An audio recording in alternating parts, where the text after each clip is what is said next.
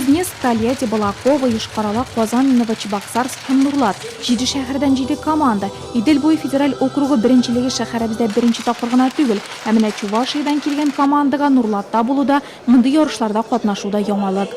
Нам все здесь очень понравилось, хорошие условия, стадион. Безгә биредә бик ошады, шартлар әйбәт, стадион яхшы. Новочебоксарск командасының тарихы бай. Хоккей мәктәбе 75 елдан бирле эшләп килә. Идел буе федераль округы беренчелегендә 5-6 яшь категориясендә командалар ярыша. 2007 елдагы үсмерләребез бу ярышларда тәүге тапкыр. Көненә 3 уен, бер команда ял итә, аннан алышыналар. Уеннар календаре шулай төзелгән. Матчтагы җиңү өчен 3 очко бирелә. Если ничейный результат, по 3 штрафных броска.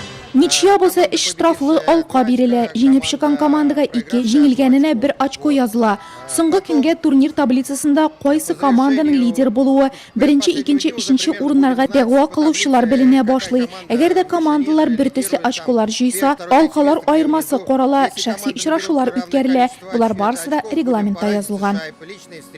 Ә бүген Боз аренасындагы уеннарны Нурлат, Новочебоксарск шәһәрләре командалары башлый.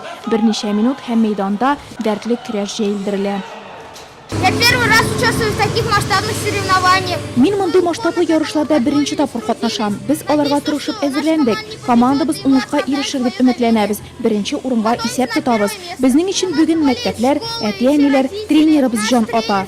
Самое главное. Беренчелек кысаларындагы уеннар тантаналы төстә ачылды. Хоккейны яратучылар аларны атна дәвамында Нурлат боз сараенда күзәтә алачак.